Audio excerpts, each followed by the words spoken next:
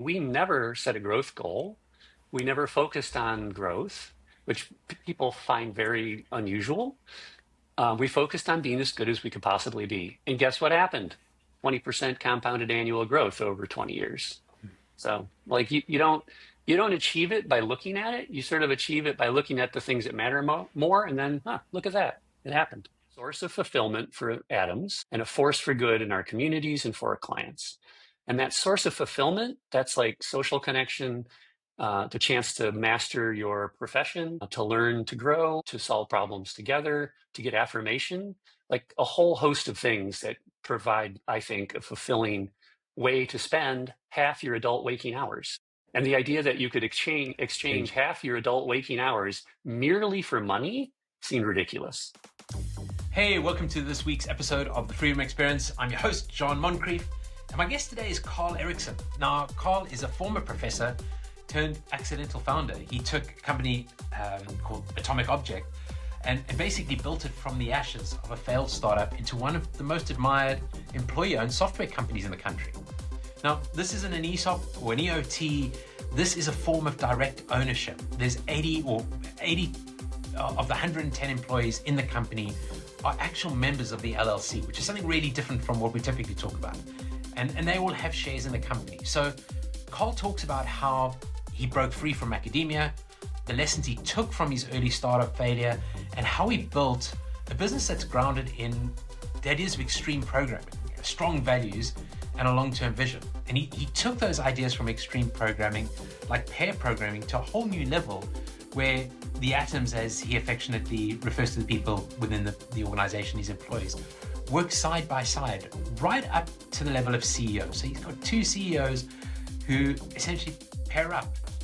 And in this episode, we dig into what it takes to build a company with staying power, including Atomic's unconventional ownership structure, Carl's approach to culture, and why he believes in creating more than just wealth for founders.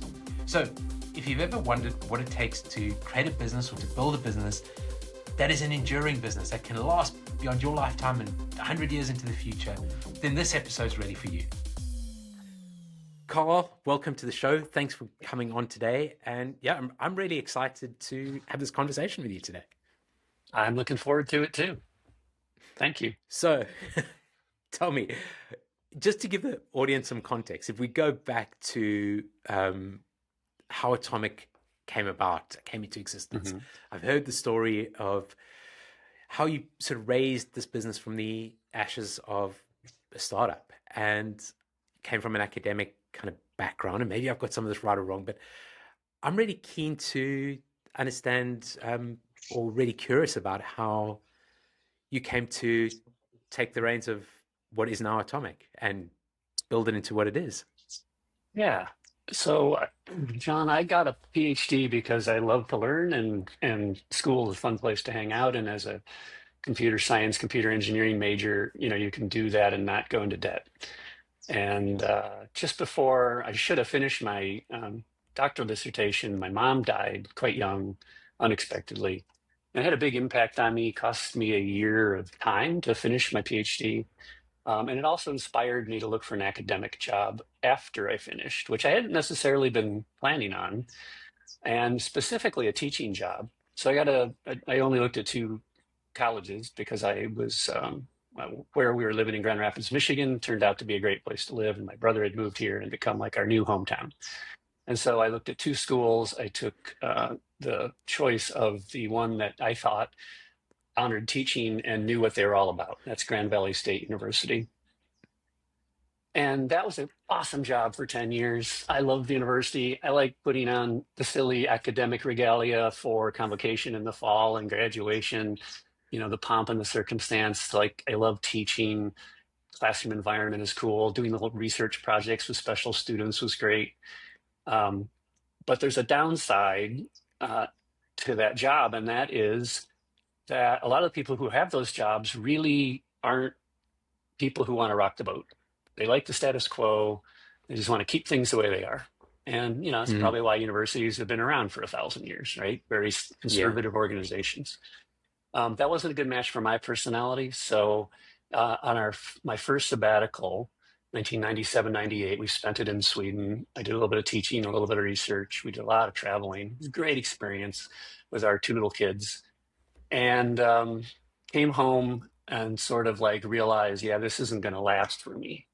And so I jumped on a chance to join a startup in 1999 that a former student was a part of out of Austin, Texas. And that startup was funded by basically one wealthy guy who had some ideas and came out of the power industry. And since in 1999, it was tough to hire engineers in Austin, Texas. So my friend Jim convinced me to build the engineering team in Grand Rapids. And I did Okay. that, and I was having a ball. And we were pioneers in what was called extreme programming back then, Yeah. what's known as agile software development today. So we were learning a lot, and we were getting really great traction with that, and we were writing awesome software. And this software, man, it was so great, it was going to change the world, only no one ever used it. And it was the classic mistake of, designing in a vacuum with everybody in mind, but nobody in mind. And so when it came time to close the second round of financing, they failed to do that. And then that's July of 2001. So Straight into the the, yeah. startup just went away, poof, gone. Wow. And it's the best failure I've ever been a part of because it got me out of the university, broke the golden handcuffs. It also gave me a super valuable lesson on how product development should not be done, and put the people who around me, another former student and three interns, into a team. And so I took that team, and instead of going back to the university, which I'm sure I would have gotten my job back, I was good at that job. I didn't even think of doing that, and we formed Atomic out of what remained of that startup, so like the office and some furniture and the people. And then we did a 180-degree pivot, and instead of being a product company, we became a services company, and we took our development skills and went looking for clients who had software problems to solve, which was relatively easy in the sense that I'd been teaching in the community for 10 years in the grad program. And that's a terminal master's, so that everybody had a job in the community. So I knew a bunch of companies locally, and I built up a good reputation and some trust there. So landed a critical first project, built the end-of-line roll tester for a company that, end-of-line roll testers go into automotive assembly plants, Yeah. and they're the machine that does like the final checkout of a car before it leaves the As they come out. factory. Yeah. Okay. Yeah, yeah. Super important job there. Then they trusted us to build the client for that, strategic project. So this is coming straight out of kind of the whole internet bubble at burst. We've just come out of that, right? Obviously, that next round of funding didn't happen, Yeah. and you pick up the Grand Rapids office really and pivot the business and focus on software development for a very specific niche. By the sounds of things, to start with, that first project. Oh, no, not at all. Was okay. We specialized in the kind of software that people were willing to pay us to develop. Okay. Which is to say we didn't specialize. Now, we just happened to pick up this job, but that was the brilliant part of it is we had a really good process. This extreme programming stuff was working great for us, and we had smart, flexible people. And so whatever job we could find, which was to say I could find, I had confidence that we could solve that problem, which is one of the great benefits of my partner, Bill. Bill Bereza was a former student of mine, one of the best software developers I've ever known. And, with him and a small team and my own efforts, I had a lot of confidence to go out and convince people that we could solve their problem. Now, I'm quite interested how you've evolved, or during this time, you evolved this idea of extreme programming, because essentially what you're doing is partnering up to two developers, right? And they're kind of working, one's looking over the other one's shoulder and kind of picking up the mistakes. But you took this further, right? You brought this into the business beyond just programming, if I'm not mistaken. Yeah. So the that's interesting. No idea what's going on. Maybe it's got something to do. Interesting. Yeah. So extreme programming became known to the world when a book was published by the guy who, I guess, invented it, you could say. I mean, there are quite a few influences there, but like he wrote the book, and so it started to become known. I was actually aware of it in the university, but I also didn't have a whole lot of motivation in the university because like this is one of the problems with the university. It's really tough to simulate a realistic software environment. And so you end up doing, you end up teaching programming in a vacuum and then teaching the system stuff. And Yeah. like the real world software development tools and techniques are hard to use in a classroom setting. And I had been bothered by this for a while, which this being like, here I am teaching these, 18 to 21-year-olds something that's very applied that they're going to make their living off of. I had not, in fact, ever made my living that way. And so I brought a lot of academics to the table, but no practical industrial experience. So here was my chance to like build software that people were going to use. And I knew that the way we taught software engineering was based on like 40-year-old ideas that came out of the space program and involved, thousands of people working on a project where step one is build hardware and then Yeah. build a compiler and then build software. Like just the whole structure of it didn't make sense for what most programming in the business world was. And that's where extreme programming got me very excited. I read the book, it was an epiphany. Like, this makes so much sense. We're going to try this. So we tried it, we learned it, we got good at it, we extended some of the boundaries on it, especially in the testing area. And it's 13 practices. So pair programming, what you were describing, two people, one computer, not over the shoulder, but shoulder to shoulder, side Sure. by Okay. side, one person with hands on keyboard, conversation back and forth. How should we test this? What are we doing? What's the API for that? What's the picture here? All that stuff. That's a very interesting experience. It's very exhilarating because if we're pair programming, and we kind of look like we are right here, right now, if we're pair programming, the only thing that's going to stop the two of us as a pair is what both you don't know and I don't know. So the intersection of Gotcha. our ignorance is a lot smaller Okay. than my ignorance or your ignorance.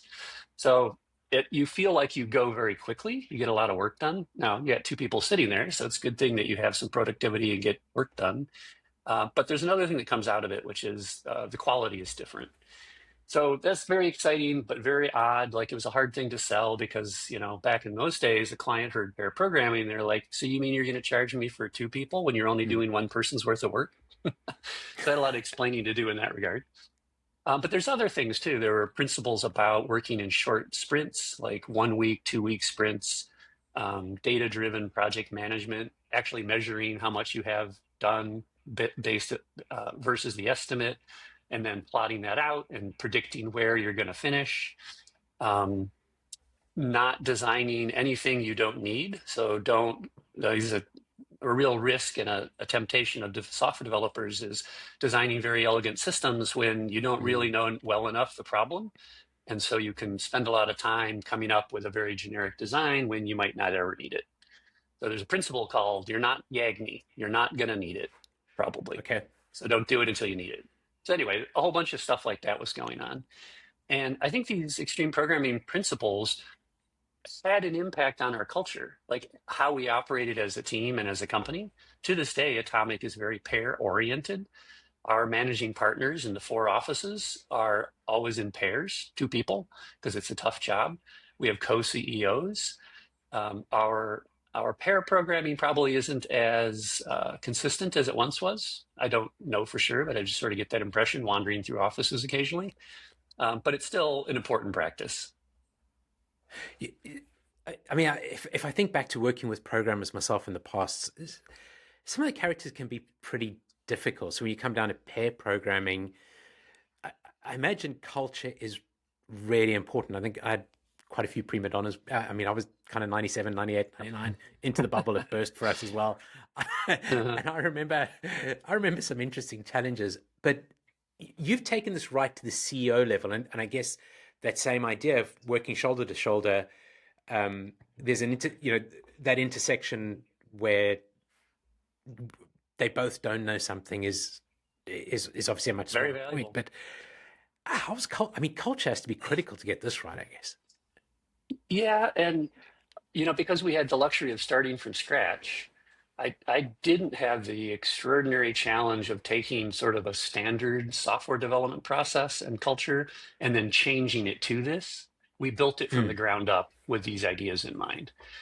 And you're right, it's not for everybody. Like, so we had to be super careful about our hiring process to make sure that we were hiring people who didn't want to like own their own code and like keep everybody else out, and or not have other opinions about how software should be built as part of it. So no cowboys.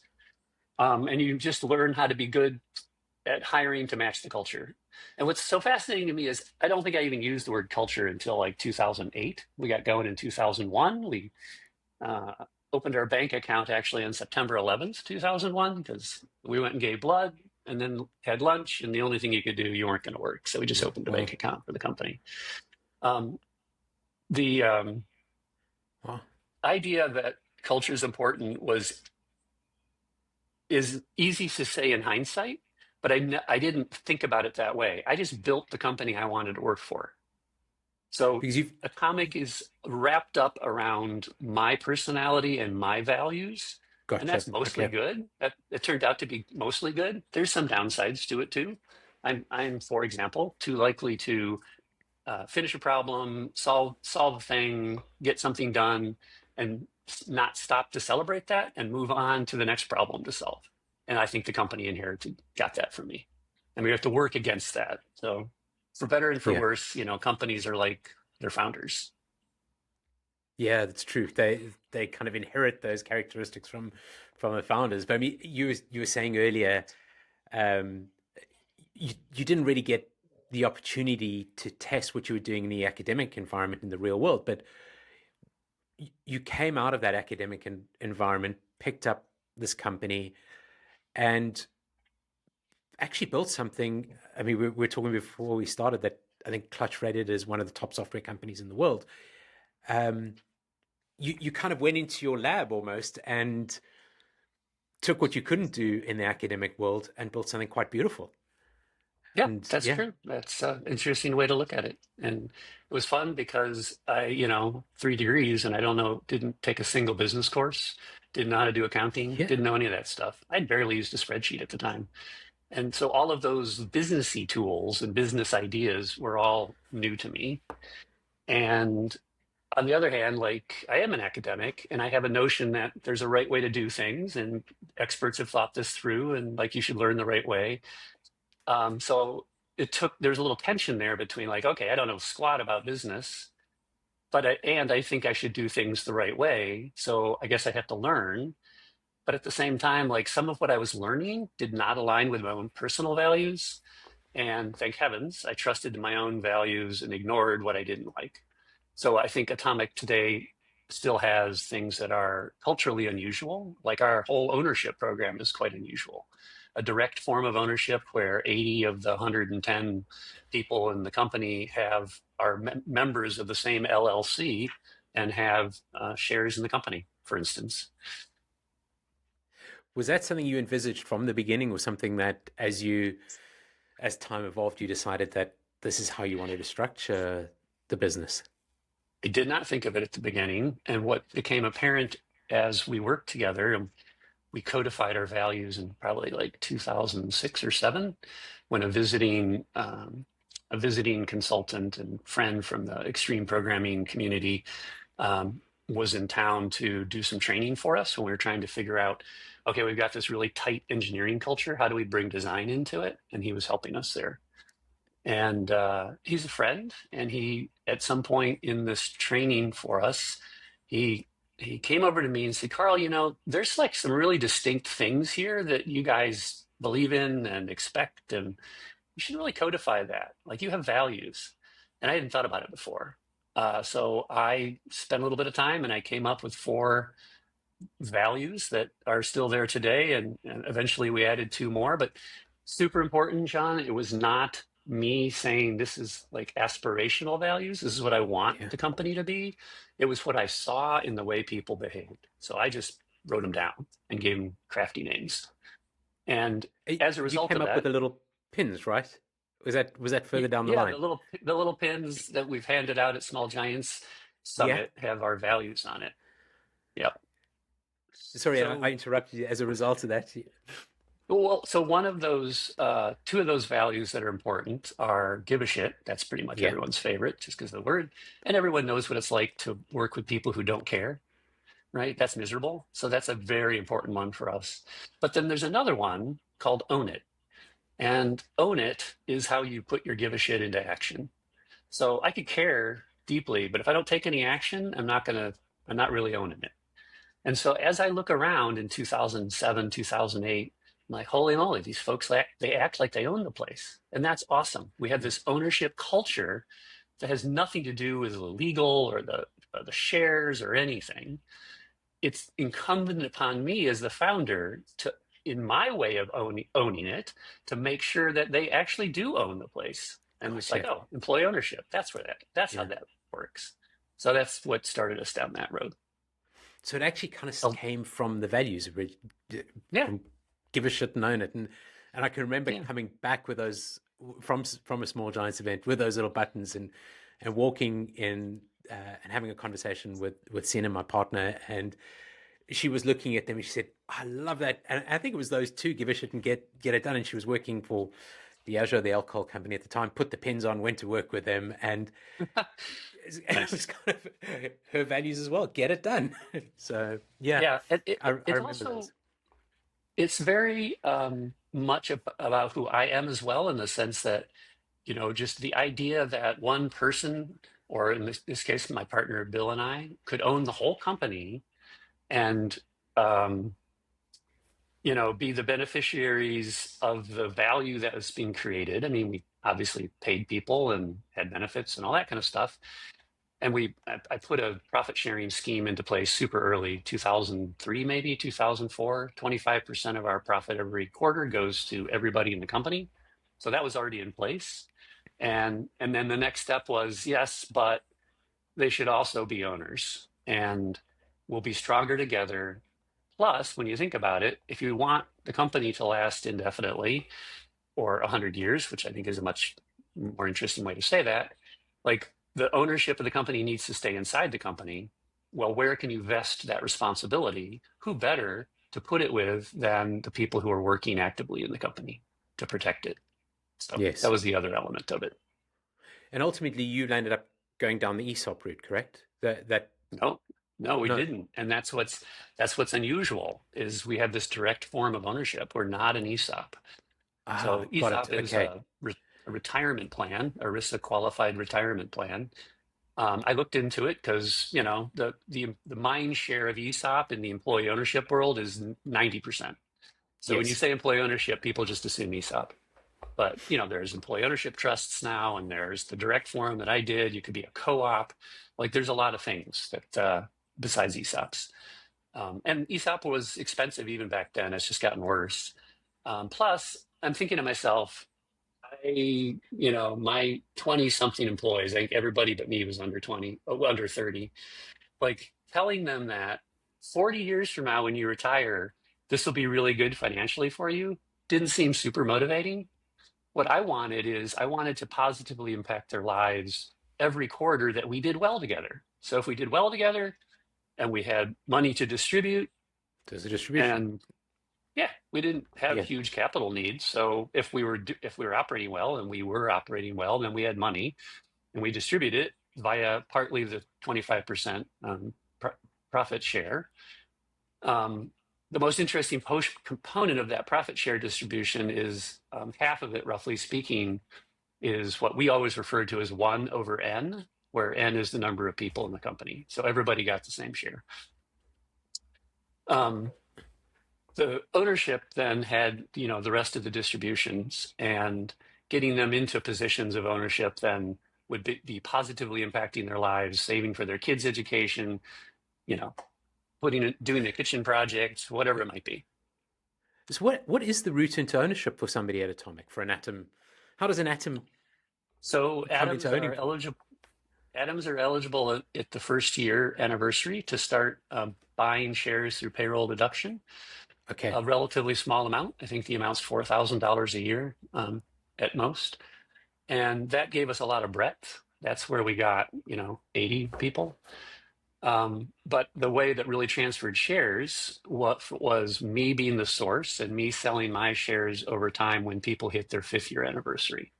Gotcha. So we Okay. have had an offering round almost every year since 2009, which the first year. And so the people hitting that anniversary, or sometimes people um, who have been promoted from, say, designer or developer to a managing partner, the portion that we offer to people who are in those more strategic roles, the more higher responsibility roles, is a greater number of shares that they're eligible to buy if they want than somebody who's a designer or developer. And there's various levels like that. And I'm So, curious, do they have to sell back into the business? Is that oh yeah, because if you let okay? go your shares, you let Yeah. go control eventually. So when Okay. people leave, and this has worked in and out quite smoothly over all these years. When you leave, the company has the right to buy the shares back, and always has, including with And then, me. Like I exited when I was ready to be done. Um, I still had 35% of the company, so I had gone from what would have been all of it down to 35% over that 15-ish years, or 13 years, I guess. So okay. the company basically, bought my shares back like every other shareholder who had left the company. And I, unlike every other shareholder who left the company, I financed my own exit by taking a down payment in a note. Okay. So, I mean, it's actually interesting because a lot of people say, oh my gosh, like, what happens if Atomic doesn't do well and they owe you this money? And aren't you nervous that you don't have any control? I got zero control. Um, and no, I'm not nervous, mostly because they're doing well. And I think the leadership of the company is in really good hands with Sean and Mike. They're stewarding what we built together, all good in that regard. And that's mostly where my confidence lies. But the other part of it is like, because I started in 2009 selling my shares to other atoms, Mary and I, diversified, so to speak, our family balance sheet. Mm, And so we were okay financially. And in the worst case, which I don't see happening, but in the worst case, Atomic goes away, we'll still be okay. yeah. So starting early helped. But it's been more important to you to involve the people who've been involved in build, but involve the atoms who've been involved in Yes. creating Atomic together. And that's, I suppose, being part of sort of your purpose in a way is to help those folks to own something that is valuable. Oh yeah, we've How do created you, yeah, we've created an awful lot of wealth for non-founder employees, and mm, I'm super proud of that. And anything else would have just felt wrong. So that's where it's like, okay, I don't want to do what I think it would be wrong. I'm not going to just hold on to this. I don't want to. I don't want to maximize the economic return out of it. PE would be that route today. yeah, And so this employee ownership is going to be the way I go. It helps me because it's diversifying my investment portfolio, so to speak, out of this very thinly traded little stock called Atomic Object. yeah. And at the same time creates wealth for the people who help build the company. How do you value it? Do you just do a valuation every year or? So this is one of the unconventional things about, like, not when you don't know the right way, you just do things that make sense to you. And Yeah, so I went looking for like a year and a half as I was writing up the prospectus and thinking through the plan and consulting various helpers. I went looking for, like, what is the value of our company? And I was seeking the capital T truth on this question. And I collected like 12 different models.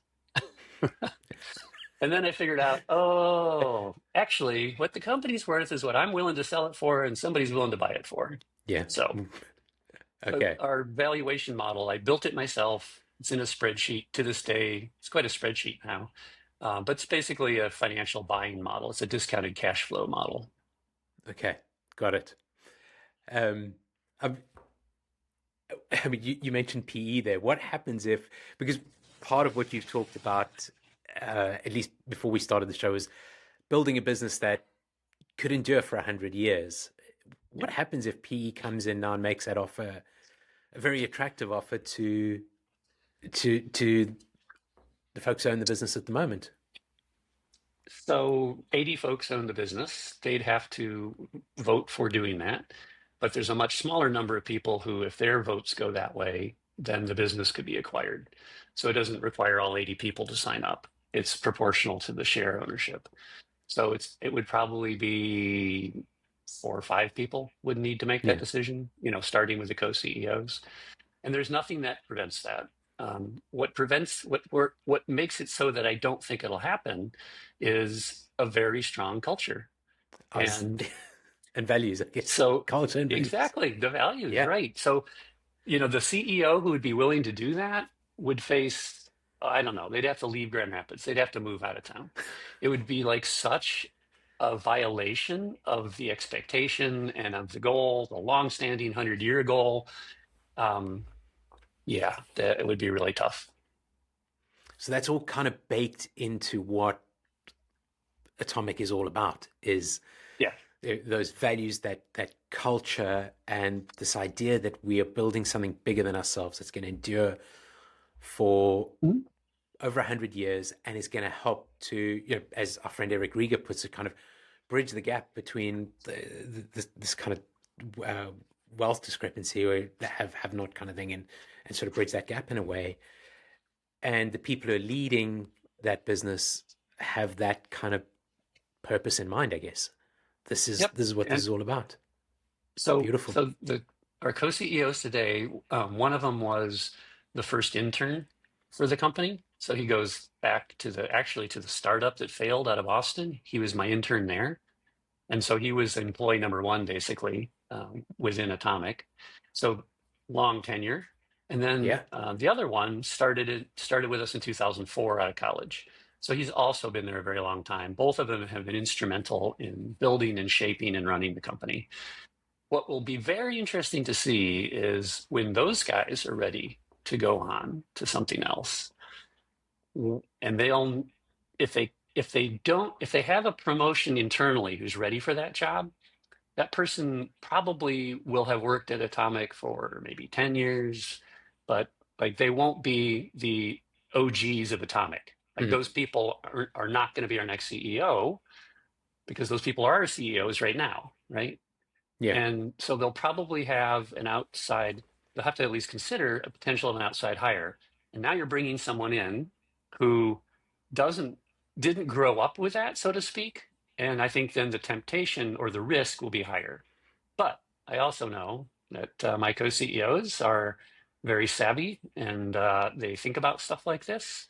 And so I wouldn't be surprised at all if, unlike me, where I could rely on the people who was succeeding me and I just trusted, I suspect they'll be able to put something into place that has a little more teeth. And Mm. I think that thing would probably be down the road, who knows when, but I think that would probably be something like an employee ownership trust. Okay. And I think Yeah. that's the way to really like lock in our think long-term value and our 100-year goal. Yeah. Okay. Makes sense. Yeah.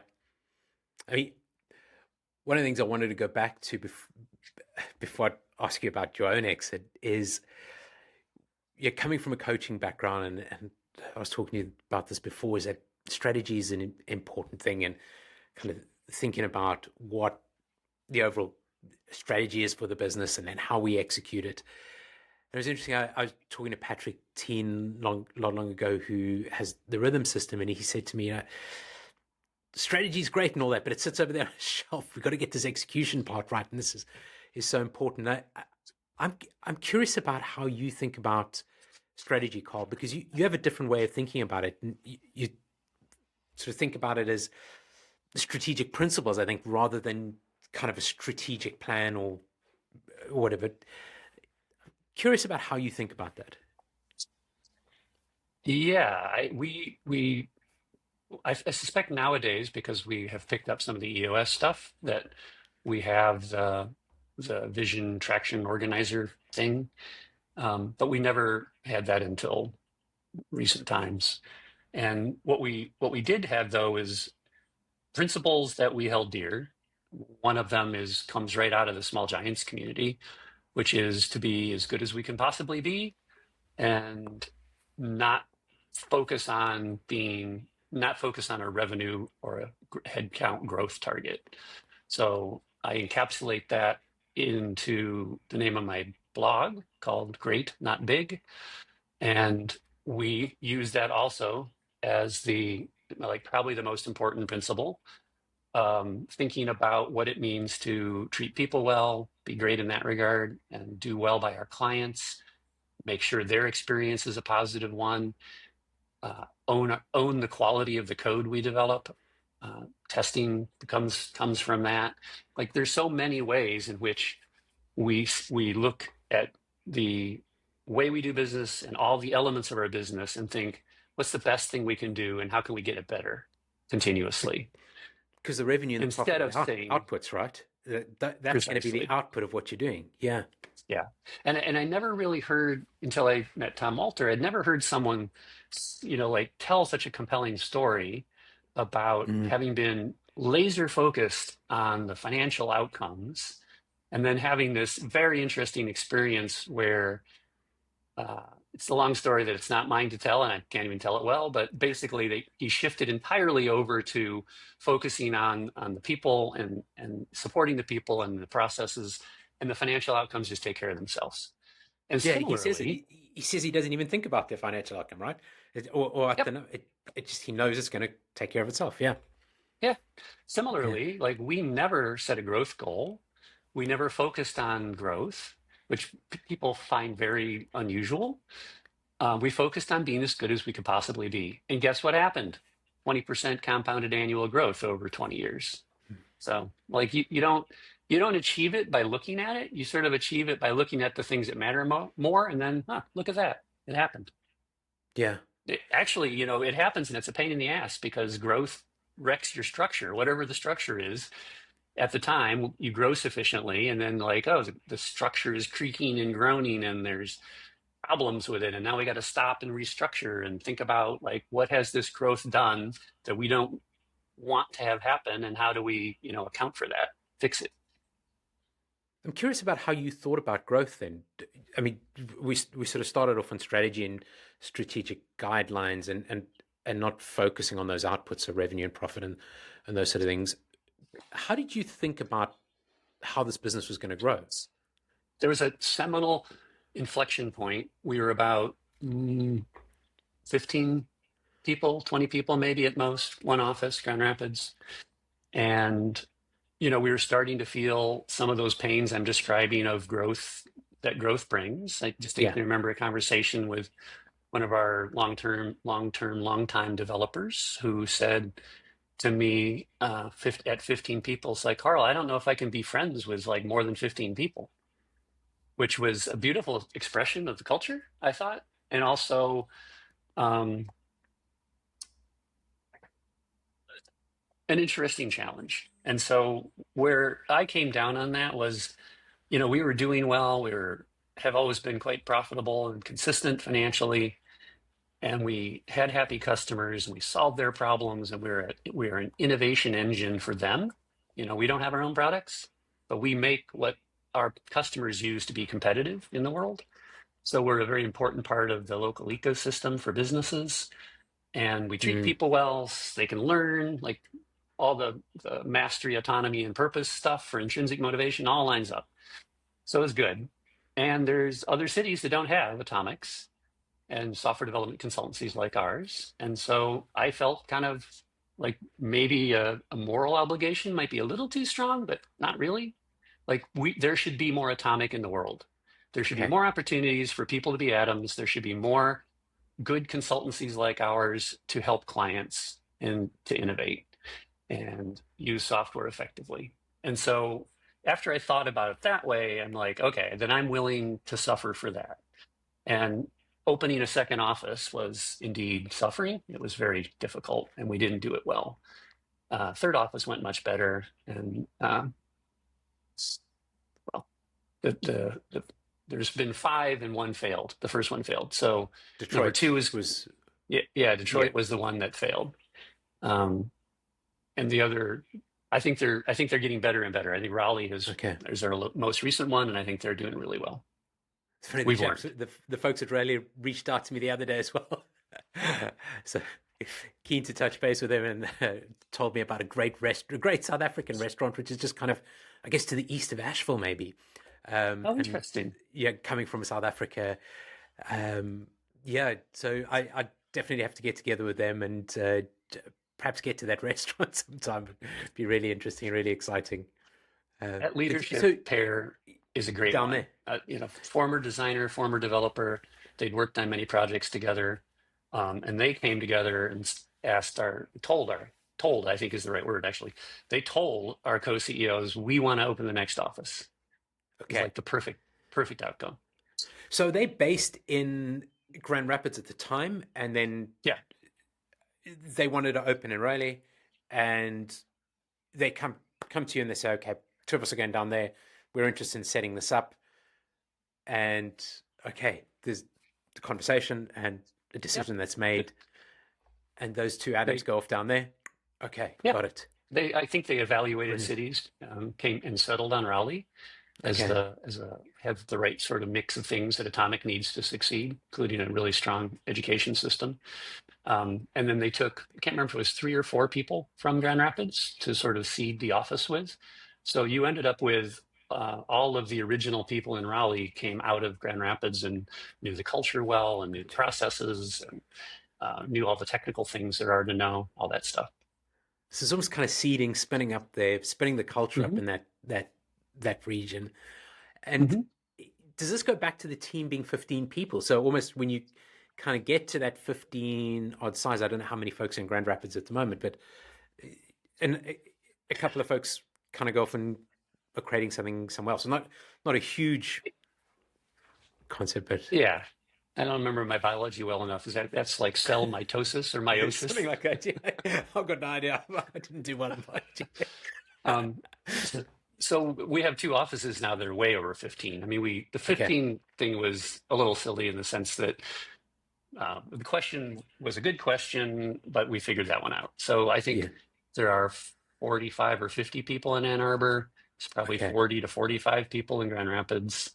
And those offices seem to be healthy, happy places to work. So I think they Love it. figured it Yeah. out from there.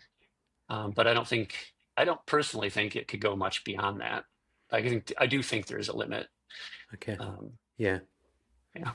Hey, so you've exited the business. You've left the business, and I think we may have briefly touched on this while we were at Small Giants at the summit this year. But did you go through any kind of sort of depression, or have lost my sense of purpose, or anything like that, as somebody exiting a business, as a founder exiting a business? And how did you deal with it if you did?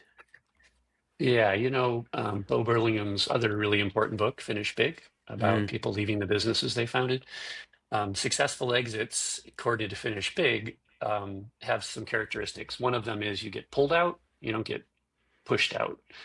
yeah, And I was pulled out by my interest in other things, which syncs up with me as a generalist, curious learner kind of person. And so I'd been doing a lot of things in the community, getting very involved in some nonprofits. And so I had other interests and I was feeling that pull. That's part of it that I think helped. I didn't have all my eggs in the basket of CEO. And I didn't even realize it at the time. And I was a little surprised that when I got to like really am all my shares are redeemed and I don't have a responsibility left, that I just felt this huge sense of relief. And I'd only been working part time as executive chairman for a couple of years, maybe 3 years at that point. So like I did taper off, okay, and that probably helped too. But I was surprised by how much of a sense of responsibility I was still holding when I was finally and fully retired. That first month or so, quite the opposite of depression. It was just like euphoria, and I couldn't believe what it was like to have boring days. Reminded me of being a kid. And yeah. you complain as a little kid about being bored. My mom did not like that one bit. You know, I find remember something to those. keep Yeah. yourself entertained, right? And so I had these delightful days where it's like, gosh, it's 2 o'clock in the afternoon and I don't have anything on my calendar and I can continue to read this book I want or take the dogs for a walk or whatever I want to do. It was great. I have since, of course, filled in all sorts of things and I find all sorts of fun ways to spend my time mentoring young founders, sitting on boards, helping nonprofits creatively, all that kind of stuff. It's really, really great. So I got a lot of Yeah. what I call work in my life now after almost 2.5 years out. But for that initial part, I was very glad to find out that I don't have my identity tied up in being the CEO, and I Yeah. didn't miss it at all. Do you think that was because you had been intentional about it and you had kind of been pulled out instead of being pushed out? Yeah, and I never particularly enjoyed the power that that job Mm. gives you. Like I found it to be a hard thing Yeah. to manage and just a distasteful thing to deal with. I I wrote a blog post. I think the only blog post I've ever written that used the word fuck, and it was around having friends at work and like how stupid that is and how everyone says don't do it if you're the boss and et cetera, et Yeah. cetera. And the usage of the F word there was fuck that. Like I'm Yeah. gonna have friends because I built this thing for a whole bunch of reasons that have nothing to do with money. It has to do with, working together with people I like and having good social relationships in the company, all that stuff. And I sure as heck wasn't going to isolate myself from the upside of that, of the culture we had created, where there are good friends and relationships, and we enjoy hanging around each other and doing things together. That's why we come together and create these kind of communities, these social kind of groups with a purpose. And that's what we're trying to do together. And that's where we're going. And we spend so much time with each other that Yeah, being friends is part of it. You want yeah, to work with the people you love and that you're friends with. And yeah. um, I when I codified Atomic's purpose, this was many, many years after the start of the company. So this is not like me sitting down and thinking, what is the purpose of this company? That was completely off my radar. Purpose of the company at the time was I need a job. I want to do this cool stuff we're doing. I want to do it with these people right here. with And cool let's figure people. out how to Yeah. make that happen. Yeah, exactly. Love it. But when Yeah. I codified it later, I came up with sort of the shorthand version of Atomic's purpose is to be a source and a source of fulfillment for atoms and a force for good in our communities and for our clients. And that source of fulfillment, that's like social connection, the chance to master your profession, to learn to grow, to solve problems together, to get affirmation, like a whole host of things that provide, I think, a fulfilling way to spend half your adult waking hours. Yeah. And the idea that Yeah. you could exchange Change. half your adult waking hours merely for money seemed ridiculous. Does seem I get. ridiculous. I guess this kind of comes into my sort of last question for you is this podcast is the freedom experience, and I'm really curious about how you think about freedom, what freedom means to you. And I feel like there was something in what you were just saying now, just being able to do and create and do the things that you want to do. But what does freedom mean to you, Carl? Today, it means flexibility Yeah. and being able to pursue without any constraint on needing to make money what I feel like doing, what I'm curious about. I spend a lot of time reading. I had this conversion from lazy atheist to Christian in 2017 when I'm 55 years old. And so I had 40-year gap of like paying any attention to that stuff. So a lot to catch up on and a lot to learn. And I enjoy being able to do that. I love being able to choose the founders I work with. And I combine a couple of things. I like working with founders and I want to make our city a better place. And Grand Rapids, like most Midwestern cities, has a bad history of redlining and racial segregation Mm. and discrimination. And we're still living with the consequences of that. The lines are gone, but the consequences are still here. And so using company building as a tool for wealth generation and all the good things that local companies do overlaps with my desire to make our city a more just and equitable and Yeah. thriving place. And so I concentrate on looking for Black founders to help.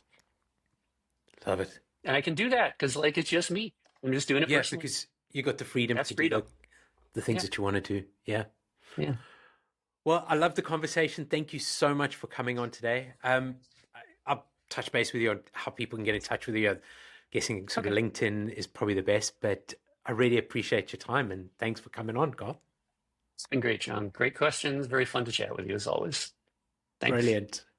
All right. If this conversation hit home for you, and go and check out Carl's LinkedIn profile and make sure to follow his blog, Great Not Big. All the links are below, where he shares honest reflections on leadership, ownership, and building purpose-driven companies. Just a quick one. I've moved to creating, or moved to doing this podcast every 2 weeks. Some of you might know that I've taken over the helm of Small Giants. So go check out Small Giants. Links are also down there. But I've kind of moved to just doing the podcast every 2 weeks right now because there's a lot of change going on. There's a lot on the horizon. We're shifting and changing things up and integrating things. And ultimately, we'll return to a podcast a week. But right now, I'm just trying to find enough time to get everything done. On the other end, if you're really enjoying this, then please leave a review wherever you listen or watch podcasts. The more reviews we get, the more input we get back, the more we get in front of other founders, people like you, and share the message that so many of the great people who come onto this podcast are sharing. So hope you enjoyed this episode, and see you next time on the Freedom Experience.